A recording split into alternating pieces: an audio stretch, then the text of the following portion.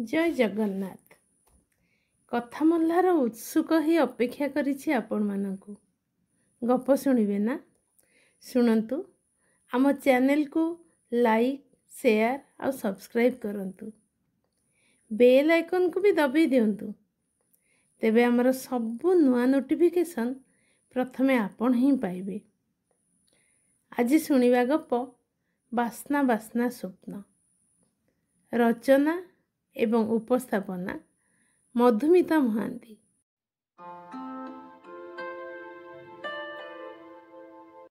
दिव्या मो देह को लगी बसीथिला मो पछरे। तार से स्पर्श लगी मो देहरे तड़ित्र प्रवाह। बाबा को प्रमिस करथिली, सेथिपई निश्चित भावरे मो बाइक र गति ठारू क्षिप्र थिला मो शिरा प्रशिरा भितरर सुनितर तीव्रता। मो अमित दास, +2 साइंस, रोल नंबर 131, कल्लापुर कॉलेज मो ठिकाना। कॉलेज रो समस्त नजर मु, कारण मु बेस भल छात्र। मो भविष्य तो खूब उज्जवल। 10th रो रिजल्ट मोर आखि दृश्य थिला, CGPA 10। सेथिपई समस्तंकर नजर मो उपरे। अध्यापक अध्यापिका मानकर दृष्टि केवल +2 रिजल्ट पर्यंत, किंतु मो बापा माँ का नजर खूब दूर जाए लंबीची। IIT परे अति भल चाकरीटे करी विदेश को उड़ी जिबा पर्यंत सेमानकर स्वप्न। मु बाध्य छात्र, अति बाध्य संतान भी। 10th रो रिजल्ट बाहरिबा दिन सेमानकर आनंद, माँ आखिर खुशीर लुह देखि मु प्रतिज्ञा करथिली, से दुही को स्वप्न निश्चय पूरण करिबी। कॉलेज मो पई गोटे नूतन अभिज्ञता थिला। स्कूल रो कटकणा किछि एठी नथिला। सुब्रत, नंदन, प्रशांत, वैभव समस्तक सह सांग हेइथिले भी सेमानक दलरे मिसी बाहर को जाउ नथुली। सिगारेट फुंकु नथुली। बियर के आउ कौन से माने पियंती ताकू भी चाखी नथिली। अति लाइट एटा टिके खाली जीभरे लगा भली अनुरोध को अल्प हसी टाली देउथुली। फास्ट ईयर प्रथम 6 मास मु संपूर्ण स्कूल पिलाटे भली थिली। नीति आदर्श रे परिपूर्ण, कटकणा को सम्मान दउथुबा अमित दास। धीरे धीरे मो मनटा भी केमिति दोलायित होबाकू लागिला।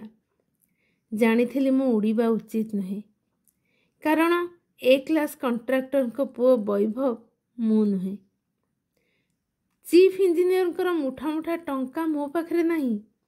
नंदन तार अधिकारी। रियल इस्टेट रो मालिक मिस्टर पटनायक मो बापा नुहंती। प्रशांतर डियर डैडी। साधारण किराणी चाकरीटे को धरी 6 भौणी 4 झीर बोझ संभाळु संभाळु धई सई हेई जाउथुबा बाबांकर एकमात्र योग्य पुत्र मु।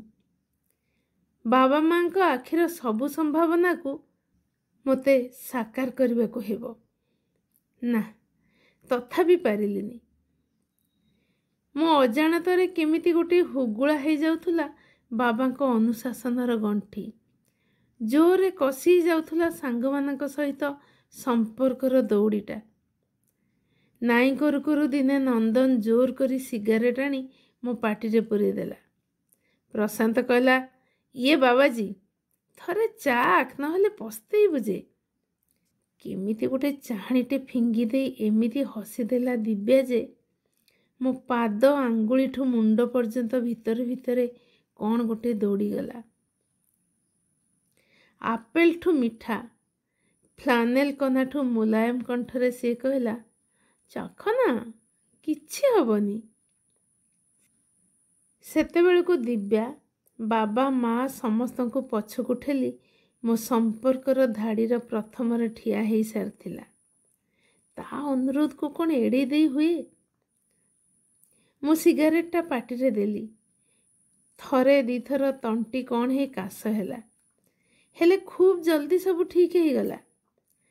रोशनी ता गोलाप पाखुड़ा उठरे कहला, ब्रेव। ମୋ ଭିତରେ ଆଉ ଏକ କମ୍ପନ।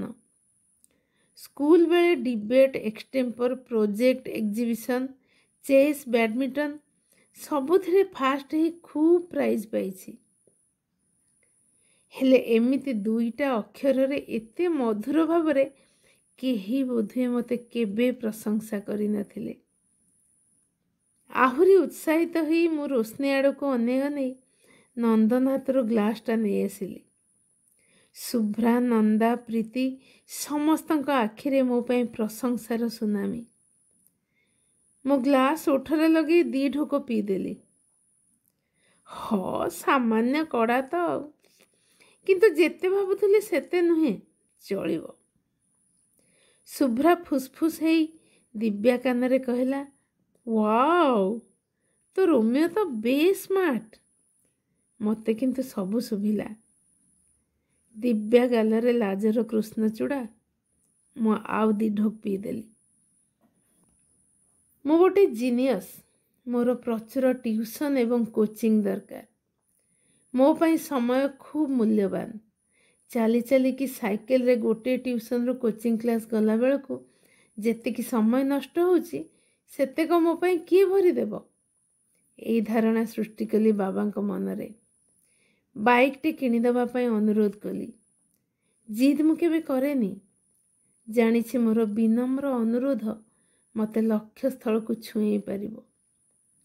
ମୁଁ ଯେ ସେମାନଙ୍କର ସ୍ୱପ୍ନ। ଜିଭ ତଳେ ଚାପିଦେଲି ଦିବ୍ୟାର ପ୍ରତିଧ୍ୱନିତ ହେଲା ଭଳି ଶବ୍ଦଗୁଡ଼ା। ପ୍ଲିଜ୍, ବାଇକ୍ଟା ଆଣ ନା। ପ୍ରମିସ୍, ତୁମ ସହିତ ମୁଁ ଡ୍ୟାମ୍ ଯାଇଯିବି। ଯୁଆଡ଼େ କହିବ ସିଆଡ଼େ ଯିବି। ନାନୀ ବାହାଘର ଋଣରେ ବାବା ପୋତି ହେଇ ପଡ଼ିଥିଲେ। ଆଗକୁ ପୁଣି ତା ପୁଅ 21 ଥିଲା। ତା ରାହାବାଳୀ ଶାଶୁ ସୁନା ଚେନ୍ ଏବଂ ଖଡ଼ୁର ଅର୍ଡ଼ର ଦେଇ ସାରିଥିଲା। ସେଥିପାଇଁ ଟଙ୍କା ଏକାଠି କରିବାରେ ବାବା ଝାଳ ପୋଛିବାକୁ ବି ସମୟ ପାଉନଥିଲେ। ସେତିକି ବେଳେ ମୋରେ ମାଗୁଣି। କୋଉଟା ବି ଥାଉ ପରେ ବୁଝିବା ଭଳି ଅବସ୍ଥାରେ ନଥିଲା। ବାବା ତତ୍କ୍ଷଣାତ୍ ଗାଁକୁ ଗଲେ। ଜମି ବନ୍ଧା ପକେଇ ଟଙ୍କା ଆଣିଲେ। ବଣିଆ ଦୋକାନରେ କିଛି ଦେଇ ପୁଅ ପାଇଁ ଚେନ୍, ଖଡ଼ୁ ଆସିଲା। ବାକିଟା ବାଇକ୍ର ଡାଉନ୍ ପେମେଣ୍ଟରେ ଗଲା। ମାସକୁ 1200 ଟଙ୍କା କିସ୍ତି ଭରିବାର ପ୍ରତିଶ୍ରୁତି ଦେଇ 4 ବର୍ଷ ପାଇଁ EMIର ବନ୍ଦୋବସ୍ତ କରି ବାବା ମୋର ବାଇକ୍ ଆଣିଦେଲେ। ମାର ସ୍କାନିଂ ହେବାର ଥିଲା। ତା ଶ୍ୱାସ ଔଷଧ ସରିଯାଇଥିଲା। ସବୁ ରହିଲା ପର ମାସକୁ। ଚିକ୍ମିକ୍ କଳା ରଙ୍ଗର ସେ ବାଇକ୍ରେ ଦିବ୍ୟାକୁ ବସେଇ ମୁଁ ଡ୍ୟାମ୍ ଆଡ଼େ ଯାଉଥିଲି। ଭୁଲି ନଥିଲି କିନ୍ତୁ ବାବାଙ୍କ ପାଖରେ କରିଥିବା ପ୍ରତିଜ୍ଞା। କେବେ ବି ମୁଁ ଜୋରରେ ଗାଡ଼ି ଚଲେଇବିନି। ଦିବ୍ୟାର ଓଢ଼ଣୀ ବେଳେବେଳେ ଉଡ଼ି ଆସି ମୋତେ ଅନ୍ଧ କରିଦେଉଥିଲା। କେତେବେଳେ କେମିତି ତା ଚୁନା ଚୁନା କେଶ ମୋ କାନ ପାଖରେ କ'ଣ ସବୁ କହିଯାଉଥିଲା। ହାଇୱେରେ ଯେତେବେଳେ ସିଏ ମୋ ଅଣ୍ଟାକୁ ଭୟରେ ଜାବୁଡ଼ି ଧରିଲା, ମୁଁ ବାହ୍ୟ ଜ୍ଞାନ ହରେଇଦେଲି। ଫିସ୍ ଫିସ୍ ହୋଇ ସେ କହିଲା, ଟିକେ ଜୋରରେ ଚାଲ ନା। ଧପ୍ କରି ଗୋଟିଏ ମୁହୂର୍ତ୍ତରେ ବାବାଙ୍କ ପାଖେ କରିଥିବା ପ୍ରତିଜ୍ଞାଟା ମୋ ମନରୁ ଲିଭିଗଲା। ଓଭରଟେକ୍ରେ ଏତେ ମଜା ଥାଏ। ଦିବ୍ୟା ହସିଦେଲା ବୋଧହୁଏ। ଖାଲି ହାଲକା ଶବ୍ଦଟା ମୋ କାନ ପାଖ ଦେଇ ଉଡ଼ିଗଲା।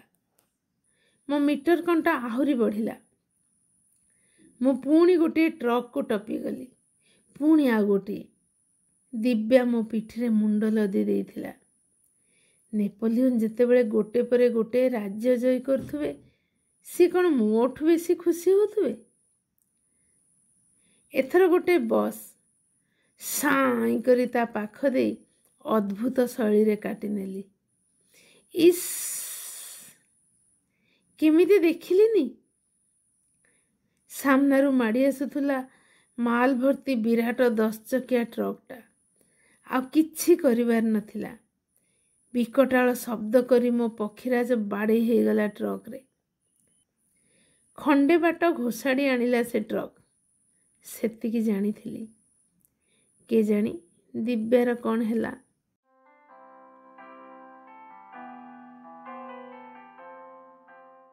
ଶୁଣୁଥିଲେ ଗଳ୍ପ ବାସ୍ନା ବାସ୍ନା ସ୍ୱପ୍ନ। କେମିତି ଲାଗିଲା? ସ୍ୱପ୍ନରେ ବି ବାସ୍ନା ଭରା ହେଇପାରେ, କିନ୍ତୁ ସେ ସ୍ୱପ୍ନ ଓଲଟି ଯିବାକୁ କେତେ ମୁହୂର୍ତ୍ତ ଲାଗେ କୁହନ୍ତୁ ତ?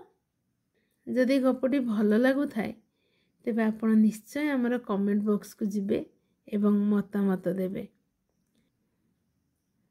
ମୁଁ ପୁଣି ଥରେ ଆଉ ଗୋଟେ ସୁନ୍ଦର ଗପ ନେଇ ଆସିବି।